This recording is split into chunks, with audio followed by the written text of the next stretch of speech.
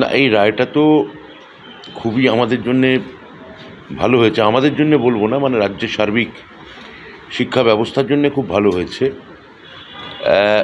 এবং সবথেকে বড় কথা, এই রায়ে যেটা প্রতিফলিত হচ্ছে, যেটা আমরা প্রথম থেকে চেয়ে আসছিলাম, অর্থাৎ আমাদের রাজ্যগুলোর বিশ্ববিদ্যালয়গুলোর আচার্য মাননীয় মুখ্যমন্ত্রী হন। এই প্রথম সুপ্রিম কোর্ট সেটাকে কার্যত বৈধতা এবং মান্যতা দিয়েছেন। যে মুহূর্তে মুখ্যমন্ত্রীর ভূমিকা সুপ্রিম কোর্ট চিহ্নিত করেন যে এই সার্চ কমিটির 3টি নাম বা উপাচার্যদের নাম মুখ্যমন্ত্রী পাঠাবেন এবং রাজ্যপাল সেখানেই তার শিলমোহর দিতে হবে, অর্থাৎ নির্বাচিত মুখ্যমন্ত্রীর যে অধিকার সেটা এই রায়ের ফলে প্রতিফলিত হলো। এবং আমরা যেটা চেয়ে আসছিলাম, অর্থাৎ 10 কোটি বাঙালির যে আশা আকাঙ্ক্ষা, কোনো নমিনেটেড লোক নয়, এবং যে সম্পূর্ণভাবে এক ধরনের কিম্ভূত কিমাকার এক ধরনের কার্যকলাপ চালাচ্ছে আমাদের রাজ্যে। আমি এই রায়ের পর আমি কেন্দ্রীয় সরকারকে আমি দাবি জানাবো, আমি বলবো যে অবিলম্বে এই লোককে এখান থেকে প্রত্যাহার করুন। এই রকম লোক স্বাধীনতার পর the Bengal haven't seen the worst governor after independence.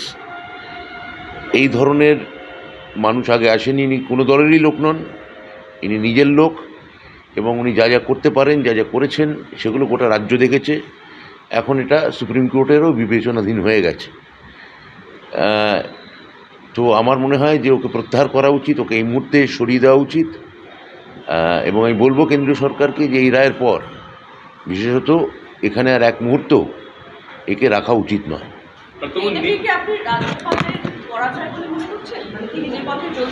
আমি আমার মতামত জানিয়েছি। নিট পরীক্ষাকে কেন্দ্র করে যে প্রশ্ন ফাঁসের অভিযোগ উঠছিল, আজকে সুপ্রিম কোর্ট তাদের পর্যবেক্ষণে বলেছে প্রশ্ন ফাঁস হয়েছে, এটা কার্যত নিশ্চিত। তারা এর ব্যাপ্তি কতটা দেখাও, যদি বৃহৎ আকারে হয় তাহলে নতুন করে পরীক্ষা নেওয়া, কি বলবেন? তাহলে সুপ্রিম কোর্ট এইটাকে জানিয়ে দিল যে প্রশ্ন ফাঁস হয়েছে এবং এর সঙ্গে একটা দুর্নীতি জড়িয়ে আছে। আর এর ব্যাপ্তি যদি আরও বড় হয় তাহলে এই পরীক্ষা নতুন করে নেওয়ার কথাও বলেছে। এখন তার মানে আমরা যেটা বরাবর বলে আসছিলাম যে কেন্দ্রীয় সরকার যে যুক্তরাজ্যীয় কাঠামোর কোনো কিছুই তোয়াক্কা করছেন না, কোনো কিছুই যে মানছেন না, আজকে সুপ্রিম কোর্ট সেটাতেও জানালেন। এবং আমার ধারণা খুব দ্রুত সুপ্রিম কোর্টকে বা এই ধরনের যে উচ্চতর ন্যায়কক্ষগুলি আছে আমাদের রাজ্যেও এই ধরনের সিদ্ধান্ত হতে হবে যে রাজ্যের পরীক্ষা রাজ্যই নিক, কেন্দ্রীয় স্তরে নিয়ে এগুলোকে বিপর্যস্ত করে লক্ষ লক্ষ পড়ুয়ার জীবন নিয়ে ছিনেমিনি খেলে এটা বেশি দিন চলতে পারে না।